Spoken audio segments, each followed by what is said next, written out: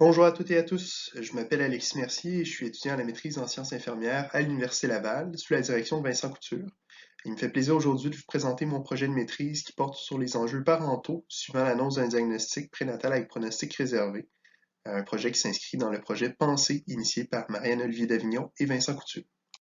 Donc, quand on parle de diagnostic à pronostic réservé, on peut penser à des lésions ou des malformations importantes des organes qui vont grandement diminuer l'espérance de vie de l'enfant, donc qui peuvent être attachés à des anomalies congénitales rares de différentes natures.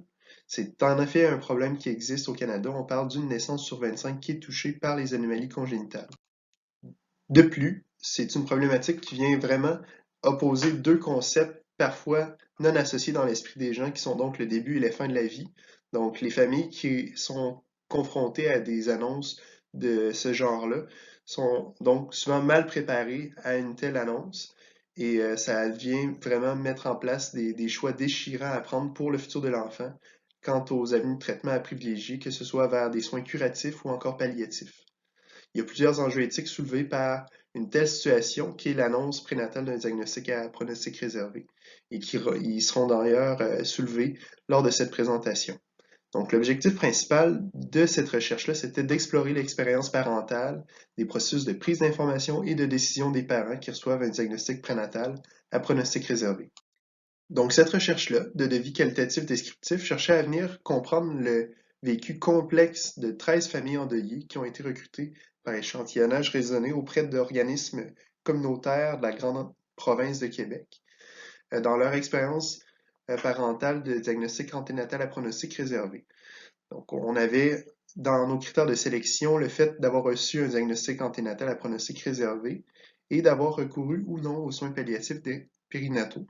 Donc, on a passé à des entrevues semi-dirigées d'une durée de 90 à 120 minutes, qui est accompagnée de journaux de bord par les intervieweurs, à vue d'analyses thématiques inductives subséquentes. Les premières analyses de nos entrevues ont soulevé des résultats préliminaires intéressants concernant les moments de l'annonce et de la prise d'information des familles. En effet, on observe que l'annonce prénatale est souvent faite de manière inadéquate ou en ne rencontrant pas les attentes des familles. On peut penser ici à des annonces qui ont été faites au téléphone, sur un coin de table entre deux rendez-vous, ou encore en l'absence du conjoint ou de la conjointe de la personne rencontrée. Les familles se disent également peu accompagnées après l'annonce, à savoir qui les accompagnerait pour revenir à domicile ou encore sur si elles ont un réseau de soutien une fois retournées à la maison. La quantité d'informations transmises est dite variable.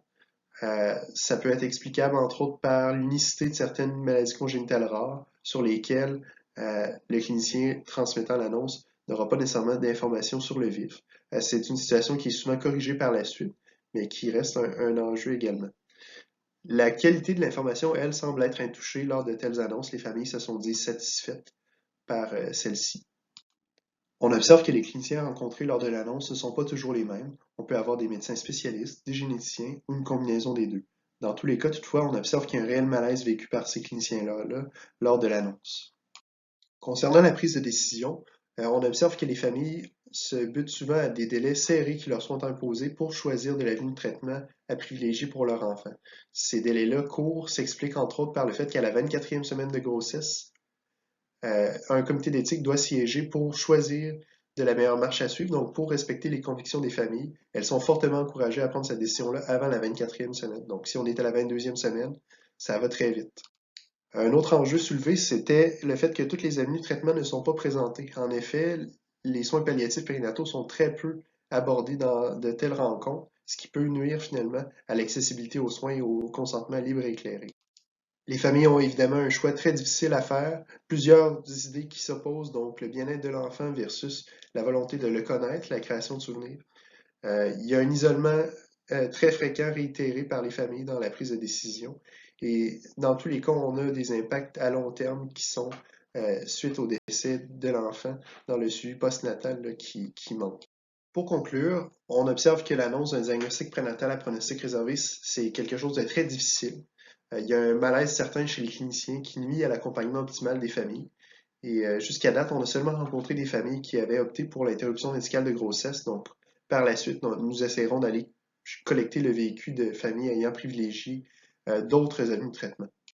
Un grand merci à Sandrine Egdeloyer et à Lydia Lamontagne pour leur contribution au recrutement et à la coordination des entrevues. Voici mes références.